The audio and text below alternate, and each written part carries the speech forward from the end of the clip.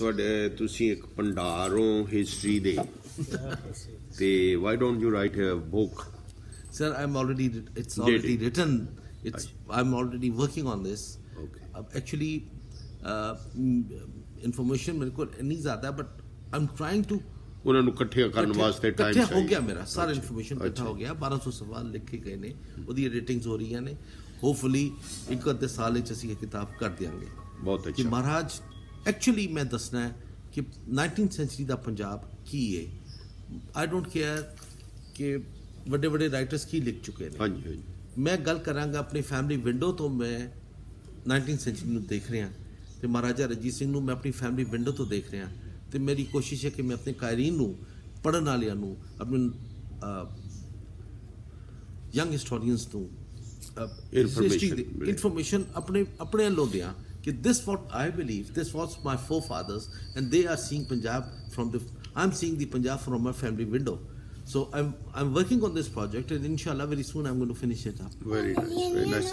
ਮੈਨੂੰ ਇਹ ਦੱਸੋ ਕਿ ਤੁਹਾਡੇ ਕੋਲ ਤੇ ਮੈਂ ਅੰਦਰ ਦੇਖ ਰਿਹਾ ਸੀ ਸ਼ਾਸਤਰ ਬੜੇ ਨੇ ਰੱਖੇ ਹੋਏ ਤੁਸੀਂ ਇਹ ਮਹਾਰਾਜਾ ਰਣਜੀਤ ਸਿੰਘ ਦੇ ਟਾਈਮ ਦੇ ਜਾਂ ਬਾਅਦ ਦੀ ਕਲੈਕਸ਼ਨ ਹੈ ਮੇਰਾ ਜੀ ਮੈਂ ਫਕੀਰ ਖਾਨਾ ਮਿਊਜ਼ੀਅਮ ਜਿਹੜਾ ਹੈ ਨਾ ਹਾਂਜੀ ਇਹ ਮਿਊਜ਼ੀਅਮ ਸਾਡਾ ਸਭ ਤੋਂ ਵੱਡਾ ਪ੍ਰਾਈਵੇਟ ਮਿਊਜ਼ੀਅਮ ਮਹਾਰਾਜਾ ਰਣਜੀਤ ਸਿੰਘ ਤੇ ਆਉਣ ਤੋਂ ਕਈ ਸਾਲ ਪਹਿਲੇ 1780 ਦੇ ਵਿੱਚ ਅਸੀਂ ਇੱਥੇ ਇੱਕ ਮਦਰਸਾ ਕਾਇਮ ਕੀਤਾ ਸੀ ਅੱਛਾ ਜਿਹਦੇ ਵਿੱਚ 400 ਬੱਚਿਆਂ ਦੇ ਬੋਰਡਿੰਗ ਲੌਜਿੰਗ ਦਾ ਸਿਲਸਿਲਾ ਸੀ ਇਸੇ ਜਗ੍ਹਾ ਤੇ ਐਸੇ ਹਵੇਲੀਆਂ ਦੇ ਵਿੱਚ ਹਵੇਲੀ ਸੀ ਇੱਕ ਨਹੀਂ 27 ਹਵੇਲੀਆਂ ਸਨ ਜੀ ਬੜੀ ਪਤਾ ਹੁਣ ਤੇ ਕੰਜਸਟਡ ਹੋ ਗਈ ਹਵੇਲੀਆਂ ਦੇ ਵਿੱਚ 11 ਮਕਾਨ ਬਣ ਗਏ ਨੇ ਹਾਂਜੀ ਹਾਂਜੀ ਪਹਿਲੇ it was a open area ਤੇ 400 ਬੱਚਿਆਂ ਦੀ ਬੋਰਡਿੰਗ ਲੌਜਿੰਗ ਦਾ ਸਿਲਸਿਲਾ ਫਕੀਰ ਖਾਨਦਾਨ ਚਲਾਉਂਦਾ ਸੀ ਇਹ ਅੱਜ ਦੇ ਤਾਲੀਮੀ ਇਦਾਰੇ ਨਹੀਂ ਇਹ ਉਸ ਵੇਲੇ ਦੇ ਤਾਲੀਮੀ ਇਦਾਰੇ ਜਿਹੜੇ ਤਾਲੀਮ ਨੂੰ ਫੀ ਸਬੀਲਿਲ੍ਲਾਹ ਸਮਝਦੇ ਸਨ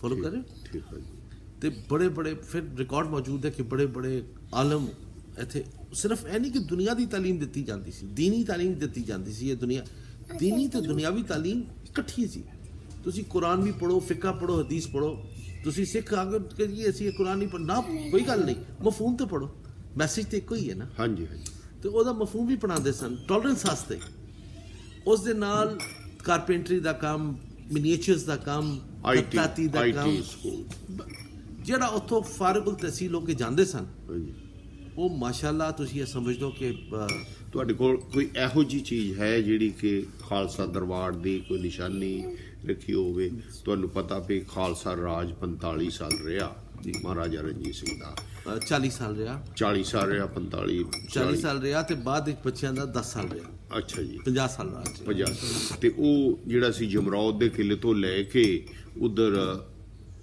ਪੰਜਾਬ ਰੋਪੜ ਤੇ ਆਪਣੇ ਕਸ਼ਮੀਰ ਵਗੈਰਾ ਸਾਰਾ ਅੰਦਰ ਸੀਗਾ ਇਹਦੇ ਬਾਰੇ ਤੁਸੀਂ ਦੱਸੋਗੇ ਜੀ ਬਿਲਕੁਲ ਦੱਸ ਦਿੰਦਾ ਤੁਸੀਂ ਉਹਦੀਆਂ ਹੱਦਾਂ ਕਿੱਥੇ ਤੱਕ ਤੁਸੀਂ ਮੈਂ ਕੋਈ ਔਖਾ ਸਵਾਲ ਕਰੋ ਇਹ ਤੇ ਹਰ ਕਿਤਾਬ ਵਿੱਚ ਲਿਖਿਆ ਨਹੀਂ ਹੈ ਪਰ ਉਹਦੀ ਨਿਸ਼ਾਨੀ ਅੱਜ ਉਹਦੀ ਨਿਸ਼ਾਨੀ ਕਿਧਰੇ ਹੈ ਉਹ ਸਰ ਹਰ ਚੀਜ਼ ਮੌਜੂਦ ਹੈ ਅਲਹਮਦੁਲਿਲਾ ਖਾਲਸਾ ਰਾਜ ਜਿਹੜਾ ਤੁਸੀਂ ਫਰਮਾ ਰਹੇ ਹੋ ਨਾ ਉਹਦੀ ਇੱਕ ਚੀਜ਼ ਮਹਿਫੂਜ਼ ਹੈ ਕਿਉਂਕਿ ਹਿੰਦੁਸਤਾਨ ਦੇ ਵਿੱਚ ਜਿਹੜੇ ਸਾਡੇ ਹਿੰਦੂ ਭਰਾ ਨੇ ਉਹ ਕਹਿੰਦੇ ਖਾਲਸਾ ਰਾਜ ਹੈ ਹੀ ਨਹੀਂ ਸੀ ਮੈਂ ਇਹ ਆਪ ਜੀ ਨੂੰ ਪੁੱਛਣਾ ਚਾਹੁੰਦਾ ਕਿ ਖਾਲਸਾ ਰਾਜ ਦੀ ਕੋਈ ਨਿਸ਼ਾਨੀ ਹੈ ਕਿਤੇ ਝੰਡਾ ਲੱਗਾ ਹੋਇਆ ਅੱਜ ਨਹੀਂ ਝੰਡਾ ਕੋਈ ਨਹੀਂ ਲੱਗਾ ਉਹ ਕਿਲੇ ਮੌਜੂਦ ਨੇ ਇਲਾਕੇ ਮੌਜੂਦ ਨੇ ਮੈਂ ਖਾਲਸਾ ਰਾਜ ਦੀ ਨਿਸ਼ਾਨੀ ਬੈਠਾ ਤੁਹਾਡੇ ਸਾਹਮਣੇ ਤੁਸੀਂ ਗੱਲ ਅਗਰ ਮੈਂ ਆਪ ਜੀ ਨੂੰ ਦਿਖਾ ਦਵਾਂ ਬਿਲਕੁਲ ਹੋਏਗਾ ਜੀ ਹਾਂਜੀ ਝੰਡਾ ਲੱਗਾ ਹੈ ਝੰਡਾ ਲੱਗਿਆ ਹੋਏਗਾ ਸਰਕਾਰੇ ਖਾਲਸਾ ਹੋ ਸਕਦਾ ਕੋਈ ਐਸੀ ਗੱਲ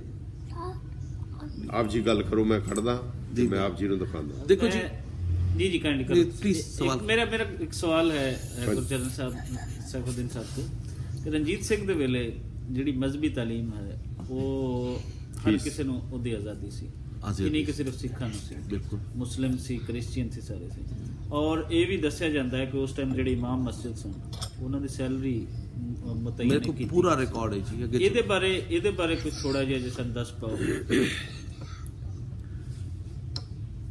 ਬਿਲਕੁਲ ਮਜ਼ਹਬੀ ਤਾਲੀਮ ਜਿਸ ਤਰ੍ਹਾਂ ਮਸਜਿਦਾਂ ਦੇ ਵਿੱਚ ਹੁਜਰੇ ਬਣੇ ਤੇ ਉਹਨਾਂ ਦੇ ਵਿੱਚ ਤਾਲੀਮ ਹੁੰਦੀ ਸੀ। ਇਸੇ ਤਰ੍ਹਾਂ ਠਾਕਰਾਂ 'ਚ ਤਾਲੀਮ ਹੁੰਦੀ ਸੀ।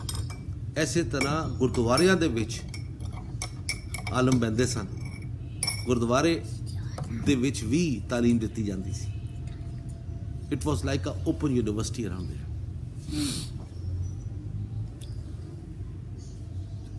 ਤੁਸੀਂ ਯਕੀਨ ਕਰੋ ਕਿ ਮੇਰੇ ਟਾਕ ਵਿੱਚ ਵੀ ਇਹ ਜ਼ਿਕਰ ਆਇਆ ਕਿ ਉਸ ਵੇਲੇ ਬੜੇ ਸਖੀਰ ਸਾਡੇ ਪੰਜਾਬ ਦੇ ਵਿੱਚ 78% ਲੋਕ ਫਾਰਸੀ ਲਿਖ ਪੜ੍ਹ ਸਕਦੇ ਸਨ। ਬਿਲਕੁਲ ਤੁਸੀਂ ਜ਼ਿਕਰ ਕਰ ਰਹੇ ਸੀ। ਜੀ ਹਾਂ, ਇੱਕ ਕਾਇਦੇ ਦੇ ਜ਼ਰੀਏ। ਪ੍ਰੈਸਿਸ ਨਹੀਂ ਸਨ, ਇਨਫਰਾਸਟ੍ਰਕਚਰ ਨਹੀਂ ਸੀ, ਕੁਝ ਨਹੀਂ ਸੀ, ਪਰ ਆਵਾਮ ਪੜ੍ਹੀ ਲਿਖੀ ਸੀ। ਤੁਸੀਂ ਮਸਜਿਦਾਂ ਦਾ ਜ਼ਿਕਰ ਕੀਤਾ, ਇਹ ਸਾਡੇ ਹਿਸਟੋਰੀਅਨਸ ਨੇ ਬੜੀ ਜ਼ਿਆਦਤੀ ਕੀਤੀ ਹੈ ਕਿ ਮਹਾਰਾਜਾ ਰਣਜੀਤ ਸਿੰਘ ਨੂੰ ਇਹ ਦੱਸਣ ਦੀ ਕਿ ਇਹਨੇ ਬਾਦਸ਼ਾਹ ਮਸਜਿਦ ਵਿੱਚ ਸਤੰਬਲ ਬਣਾਤਾ, ਇਹਨੇ ਮੁਸਲਮਾਨ ਦੀ ਇਮਾਰਤਾਂ ਨੂੰ ਤੋੜ ਕੇ ਗੋਲਡਨ ਟੈਂਪਲ ਭੇਜ ਦਿੱਤਾ, ਇਹਨੇ ਫਲਾਨੀ ਮਸਜਿਦ ਵਿੱਚ ਬਾਰੂਦਖਾਨਾ ਬਣਾਤਾ, ਇਹਨੇ ਫਲਾਨੀ ਮਸਜਿਦ ਵਿੱਚ ਨਾਚ ਗਾਣੇ ਦੀ ਮਹਿਫਿਲ ਰੰਗੋ ਸਰੂਦ ਦੀ ਮਹਿਫਿਲ ਕਰ ਦਿੱਤੀ। ਇਹ ਸਰਾਸਰ ਝੂਠ, ਸਰਾਸਰ ਫਰਾਡ, ਇਹ ਸਰਾਸਰ ਸਿਰਫ ਮੁਸਲਮਾਨਾਂ ਨੂੰ ਸਿੱਖਾਂ ਤੋਂ ਹਟਾਉਣ ਵਾਸਤੇ, ਮੁਸਲਮਾਨਾਂ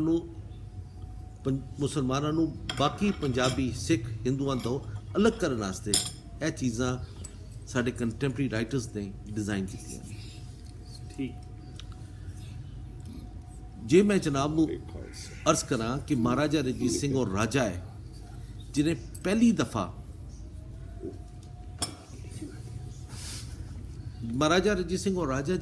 ਦਫਾ ਮੁਸਲਮਾਨਾਂ ਨੂੰ ਡੰਡੇ ਦੇ ਜ਼ੋਰ ਤੇ ਬਾਦਸ਼ਾਹ ਮਸਜਿਦ ਵਿੱਚ ਨਮਾਜ਼ ਪੜ੍ਹਾਈ ਹੈ। ਤੇ ਠੀਕ ਹੈ, ਈਦ ਦੀ ਨਮਾਜ਼, ਈਦ ਉਲ ਜ਼ੁਹਾ ਦੀ ਨਮਾਜ਼, ਤੇ ਤੁਸੀਂ ਮੰਨੋਗੇ ਗੱਲ? ਬਿਲਕੁਲ। ਜਿਹੜਾ ਸਾਡੀ ਹਿਸਟੋਰੀਅਨ ਨੇ ਖਿਲਵਾੜ ਕੀਤਾ ਉਸ ਤੋਂ ਬਾਅਦ ਤੇ ਕੋਈ ਨਹੀਂ ਮੰਨੇਗਾ, ਲੇਕਿਨ ਤੁਹਾਡੇ ਤੋਂ ਜੋ ਸੁਣਿਆ ਇਹਨੂੰ ਫਿਰ ਮੰਨਾਂਗੇ। ਜੀ ਕੰਪਲੀਟ ਕਰ ਲਓ ਤੁਸੀਂ।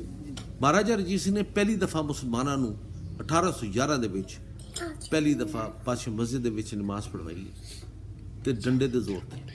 ਮਸਜਿਦਾਂ ਤੇ ਤਾਲੇ ਲਪਾਏ ਗਏ ਨੇ ਤੇ ਸਾਰਿਆਂ ਨੂੰ ਕਹਿ ਕੇ ਚਲੋ ਇੱਥੇ ਆ ਕੇ ਨਮਾਜ਼ ਪੜ੍ਹੋ। ਤੇ ਫਿਰ ਮਹਾਰਾਜਾ ਨੇ ਉਹਨਾਂ ਵਿੱਚ ਮਿਠਾਈਆਂ ਤਕਸੀਮ ਕੀਤੀਆਂ ਨੇ, ਕੱਪੜੇ ਤਕਸੀਮ ਕੀਤੇ ਨੇ, ਖੁਸ਼ੀ ਮਨਾਈ ਗਈ ਹੈ ਤੇ ਮੁਸਲਮਾਨ ਹੱਕਾ ਬੱਕਾ ਰਹਿ ਗਏ। ਇਹਨੇ ਇਹ ਮਸਜਿਦ ਆਬਾਦ ਕੀਤੀ ਜੀ। ਤੇ ਫਿਰ ਮੇਰੇ ਕੋਲ ਰਿਕਾਰਡ ਮੈਂ ਮੌਜੂਦ ਹੈ ਕਿ ਲਾਹੌਰ ਦੀ ਇੱਕ ਫਹਿਰਿਸਤ ਬਣੀ ਹੈ, ਸਿਰਫ ਦਾਰੁਲ ਸਲਤਨਤ ਲਾਹੌਰ ਦੇ ਵਿੱਚ ਕਈ 100 ਮਸਜਿਦਾਂ ਐਸੀਆਂ ਨੇ, ਜਿਹਨੂੰ ਤੇ ਸਿਰਫ ਮਸਜਿਦ ਨਹੀਂ, ਮਸਜਿਦ ਦੇ ਇਮਾਮ ਦੇ ਮਕਾਨ ਨੂੰ ਗ੍ਰਾਂਟ ਵੱਖਰੀ ਹੈ, ਉਹਦੇ ਮੁਜਾਵਰ ਦੀ ਗ੍ਰਾਂਟ ਵੱਖਰੀ ਹੈ, ਮਜ਼ਾਰਾਤ, ਤਕੀਏ, ਪਵਿੱਤਰ ਅਸਥਾਨਾਂ, ਪਵਿੱਤਰ ਜਗ੍ਹਾ ਸਾਰਿਆਂ ਨੂੰ ਗ੍ਰਾਂਟਸ ਦਿੱਤੀਆਂ ਜਾਂਦੀਆਂ ਸੀ। ਉਹਨਾਂ ਮਕਾਨਾਤ ਕਿ ਇਹ ਨਾ ਹੋਵੇ ਕਿ ਮੌਲਵੀ ਮਸਜਿਦ ਦੀ ਗ੍ਰਾਂਟ ਖਾਵੇ, ਇਹ ਘਰ ਦਾ ਭੁੱਖਾ ਰਹਿ ਜਾਏ। ਮੌਲਵੀ ਦੀ ਗ੍ਰਾਂਟ ਵੱਖਰੀ ਹੈ, ਮਸਜਿਦ ਦੀ ਮੇਨਟੇਨੈਂਸ ਦੀ ਗ੍ਰਾਂਟ ਵੱਖਰੀ ਹੈ। ਇਹ ਚੀਜ਼ ਤੇ ਮੌਜੂਦ ਹੈ ਯਾਰ, ਰਿਕਾਰਡਡ ਹੈ।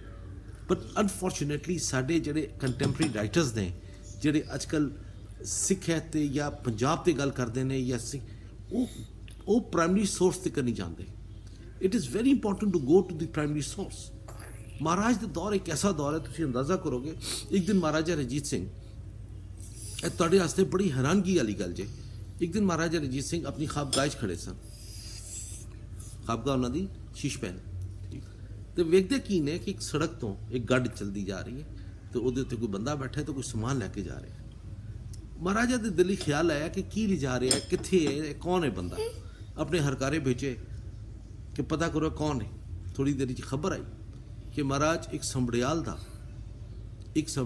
ਕਾਤਬ ਹੈ, ਕਾਤਬ ਕਹਿੰਦੇ ਨੇ ਕੈਲੀਗ੍ਰਾਫਿਸਟ, ਜੋ ਇੱਕ ਸਮੜਿਆਲ ਦਾ ਕਾਤਬ ਹੈ ਜਿਹਨੇ ਸਾਰੀ ਜ਼ਿੰਦਗੀ ਦੇ ਵਿੱਚ ਇੱਕ ਕੁਰਾਨ ਮੇ ਪਾਕ ਲਿਖਿਆ ਹੈ। ਤੇ ਉਹ ਕਹਿੰਦਾ ਕਿ ਮੈਂ ਇੱਥੋਂ ਲੰਘ ਕੇ ਮੈਂ ਸਿੰਧ ਦੇ ਅਮੀਰਾਂ ਤੱਕ ਜਾ ਰਿਹਾ ਇਹ ਕੁਰਾਨ ਪਾਕ ਲੈ ਕੇ, ਕਿ ਮੇਰਾ ਕੁਰਾਨ ਪਾਕ ਉੱਥੇ ਵਿਕ ਜਾਏ।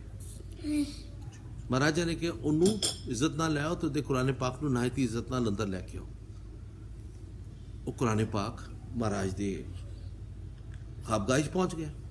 ਆਵਾਜ਼ ਦਿੱਤੀ ਗਈ, ਫਕੀਰ ਅਜ਼ੀਜ਼ੁਦੀਨ ਨੂੰ ਬੁਲਾਓ, ਫਕੀਰ ਨੂਰਦੀਨ ਸਾਹਿਬ ਨੂੰ ਬੁਲਾਓ, ਜਿਹੜੇ ਇਹਨਾਂ ਨੂੰ ਇੱਧਰ ਬੁਲਾਓ ਸਾਰਿਆਂ ਨੂੰ। ਫਕੀਰ ਅਜ਼ੀਜ਼ੁਦੀਨ ਨੇ ਕਿਹਾ ਜੀ ਆਪਣੀ ਚਾਦਰ ਮੇਰੀ ਬੈੱਡ 'ਤੇ ਵਿਛਾਓ, ਇਹ ਕੁਰਾਨ ਪਾਕ ਰੱਖੋ, ਇਹ ਦੇਖੋ ਕੀ ਹੈ। ਇਹ ਕੁਰਾਨ ਪਾਕ ਕਹਿੰਦਾ ਦੱਸੋ ਕੀ ਹੈ। ਉਹ ਖੋਲਿਆ ਤੇ ਕੁਰਾਨ ਪਾਕ ਸੀ। ਉਹ ਰੈਂਡਮ ਜਿਸ ਲਈ ਖੋਲਿਆ अरबी रस्मुल खत नस्खे च लिखिया सी अरबी ते फकीर अजीजुद्दीन साहब कुरान पढ़ते हैं तो वो इतफाक नाल सूरत यूसुफ की आयत निकलती है तो जिसलिए कुरान पढ़ते हैं तो महाराज सिर्फ एक गल करते हैं कि फकीर जी ए तो दसो कुरान ते ग्रंथ साहब की फ़र्क है। फकीर साहब फरमाते हैं कि महाराज कोई ख़ास फ़र्क नहीं, बस तुसी ए ख्याल कर लो कि कलाम पाक अल्लाह दा कलाम है कुरान शरीफ ते ग्रंथ साहब अल्लाह दे बंदियां दा कलाम है, मैसेज इको ही है। महाराज ने कहा फिर असी कुरान दा मैसेज किस तरह समझांगे? फकीर साहब ने कहा इदा तो पंजाबी तर्जुमा होना चाहिए। तो महाराज he turn his face towards कातुब जड़ा खतात है, उन्होंने कहा तू कुरान मेरे को शायद इस करके नहीं ले आया कि मैं एक सिख राजा थे, शायद तेरे कुरान की मैं इज्जत नहीं कर सकता। ही पेड 11,000 रुपीज उस कुरान का हदिया पेश किया तो 11,000 की जागीर लिख के देती उस इलाके सबड़ियाल की, जदों तक तू जिंदा है तू 11,000 की जागीर का पैसा खाएगा। यह कुरान लैके फकीर अजीजुद्दीन को गिफ्ट किया तो क्या कि ਇਹਦਾ फारसी तर्जुमा कराओ सरकारी तौर पर, पंजाबी तर्जुमा कराओ सरकारी तौर पर, तो ਉਹਦਾ फिर तर्जुमा होया। ऐसी जी महाराजा रंजीत सिंह।